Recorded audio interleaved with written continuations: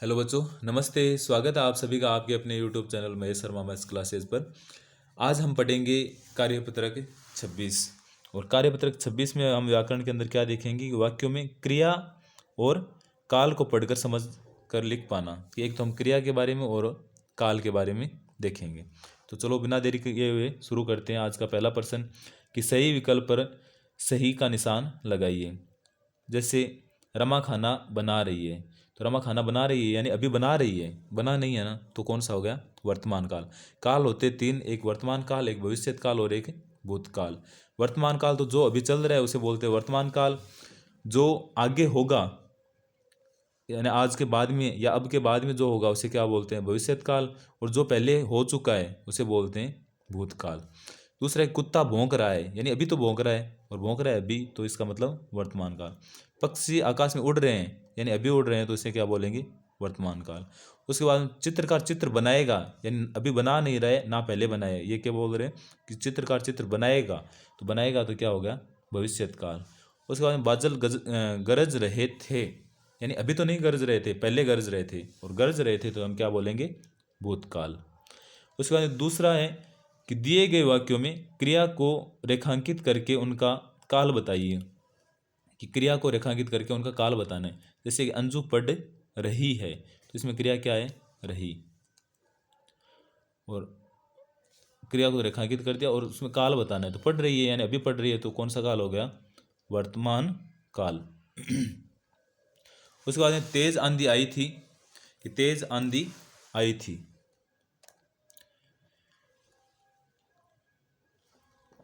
अभी तो नहीं है ना, पहले आई थी, तो हम क्या बोल देंगे?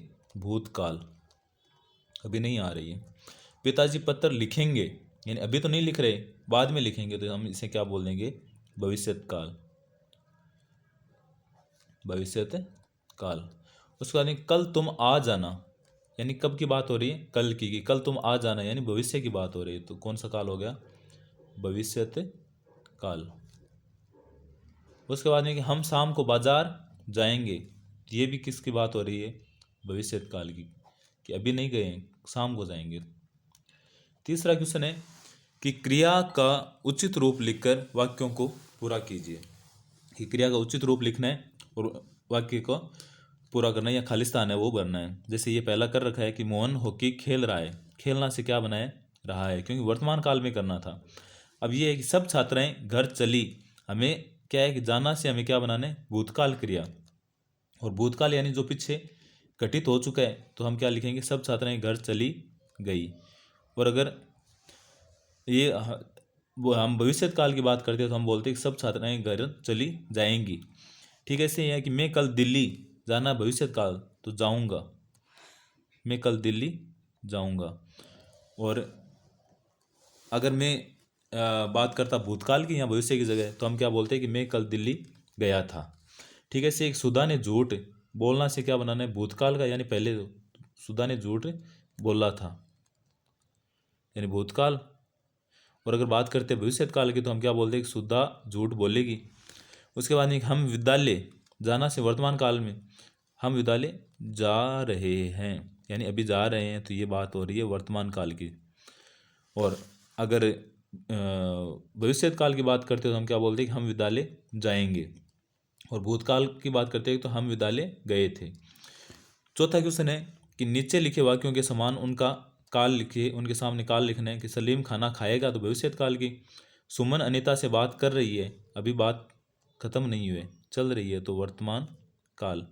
उसके बाद में कि आप किसके साथ खेलने जाएंगे, तो जानने की बात हो रही है, तो आगे की भविष्यत काल की बात हो रही है ये तो भविष्यत काल यानी अभी घटित नहीं हुआ है ये घटना।